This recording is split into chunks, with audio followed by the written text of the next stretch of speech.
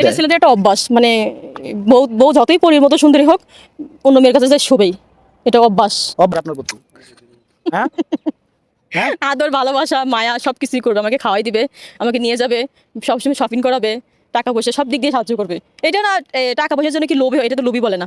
এটা একটা একটা প্রত্যেকটা মেয়ে মানুষ চায় সুন্দরভাবে বাঁচতে, সুস্থ জীবনে বাঁচতে, অসুস্থ জীবনে কেউ বাঁচতে চায় না। তার মানে আমিও আশা করবো তেমন। তার মানে আপনি কি টাকা পয়সা লোভে কোনো বৃদ্ধ লোকের বিয়ে করছেন? জি না, টাকা পয়সা লোভে না, সুন্দর একটা জীবনের জন্য।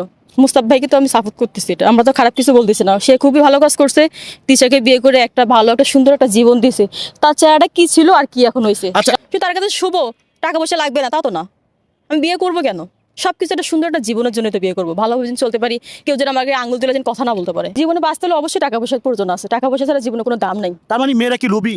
লুবি কেন হতে যাবে? এটা সুন্দর একটা জীবন চায়, ভালোভাবে বাঁচতে চায়, এটা কি সুন্দর একটা জীবন হলো? অবশ্যই। বুড়া লোকের কাছে একটা মেয়ে, ইয়ং বয়সের মেয়ে কি পায়? সবকিছুই পাবে। কেন বুড়া হয়েছে দেখি তার কি মন নাই, তার কি সুন্দর একটা জীবন নাই? তারা সব কিছু আছে, শুধু ছেলেরাই শুধু জৈবন জ্বালা বেশি থাকে আর বুড়োদের থাকে না তা তো না। আমিও পাইলে একটা বিয়ে করবো। আপনিও পাইলে বিয়ে করবেন? মানে বুড়ার কাছে আপনি কি ধরনের ভালোবাসা পাবেন? একটা বুড়া আপনাকে কি ধরনের ভালোবাসা দিতে সব পারবে? ধরনের সাপোর্টই পাবো তার কাছ থেকে। টাকা পয়সা পাবেন, বাড়ি গাড়ি পাবেন, এই তো? হ্যাঁ, ভালো সুন্দর মহব্বত ভালোবাসা দুইটাই পাবো। তা আপনি বলেন তো, টাকা পয়সা না থাকলে আজকাল কেউ মূল্য দিব না। না, আপনি তো বলেন নাই যে আমি শুধু খালি ভালোবাসা চাই।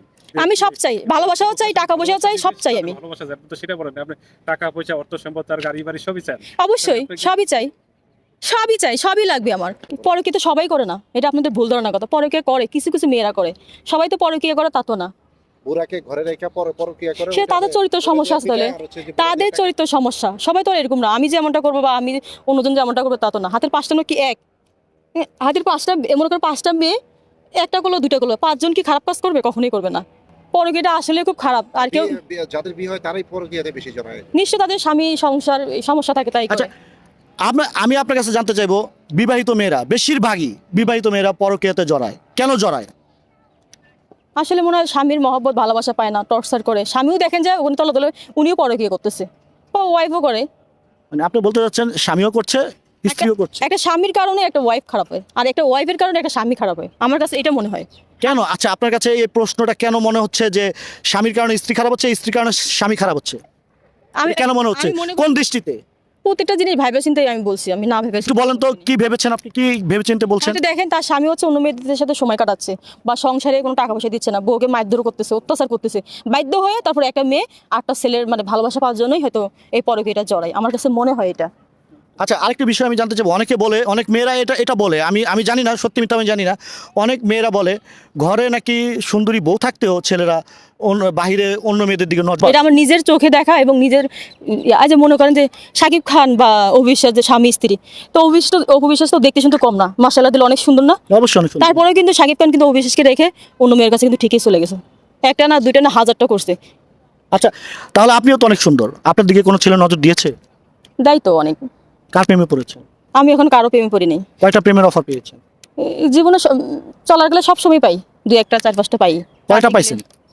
গুণে হিসাব করতে পারবো না। অ্যাকসেপ্ট করছেন কয়টা? মাঝখানে একটা করছিলাম, পরে আবার ব্রেকআপ করে দিচ্ছি। কতদিন চলেছিল এটা সম্পর্ক? আমি একটা ছেলের সাথে 4 বছর সম্পর্ক করছিলাম। 4 বছরে কোথায় কোথায় গিয়েছিলেন? বাদাম খেতে কোথায় গিয়েছিলেন? না, শুধু হাতিঝিল গেছিলাম, আর হচ্ছে এই যে খিলগাতে গেছিলাম ব্রিজের তলে। আচ্ছা আচ্ছা, হাতে হাত রেখে চোখে চোখ রেখে কথা হয়েছে? হয়েছে, তাহলে তো সবই হয়েছে।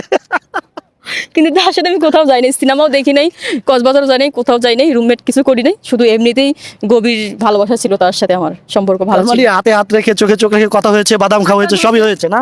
হ্যাঁ, জি না, কখনোই না। মানে এটা কি আপনার ইচ্ছাতে না হয়নি, না মানে আপনার বয়ফ্রেন্ড কি চেয়েছিল, বা আপনার ইচ্ছাতে হয়নি, কোনটা? না, আমার বয়ফ্রেন্ড আমাকে কখনোই বলে নাই, কিন্তু আমি মাঝে মাঝে রাগ করতাম। মানে আমরা ইয়েতে যেতাম, রামপুরেতে যেতাম, যখন দেখতাম যে অনেক মেয়েরা ছেলেরা হাত ধরতেছে, কিস করতেছিল, পরে আমাকে কি একদম গাদার সাথে আমি সম্পর্ক করি, আমার হাতটাও ধরে না, টাচও করে না, ও খুবই ভালো ছিল এদিক দিয়ে। বাট আমার কাছে মনে হয় পরকীয়ার থেকে দূরে থাকাই ভালো। একজনের সংসার ভাঙা ঠিক না, আর কারো স্বামীর সাথে শোয়াটাও ঠিক না। তুমি করতে পারো একটা তুমি যেমন সিঙ্গেল, তুমি আরেকজনের সাথে সিঙ্গেল করো, আমার কাছে এটা মনে হয়। আচ্ছা আচ্ছা। তো প্রিয় দর্শক, আমরা বৃষ্টির মুখ থেকে কিছু কথা বের করতে চেয়েছিলাম, জানি না খোঁচা মেরেছে, কিন্তু খোঁচা কাজে লাগেনি। যাই হোক, বৃষ্টি অনেক ট্যালেন্ট, তিনি কিন্তু প্রত্যেকটা প্রশ্ন কিন্তু এড়িয়ে গিয়েছে। যাই হোক, পরের ভিডিও দেখার আমন্ত্রণ জানিয়ে আজকের ভিডিও শেষ করছি। আল্লাহ হাফেজ।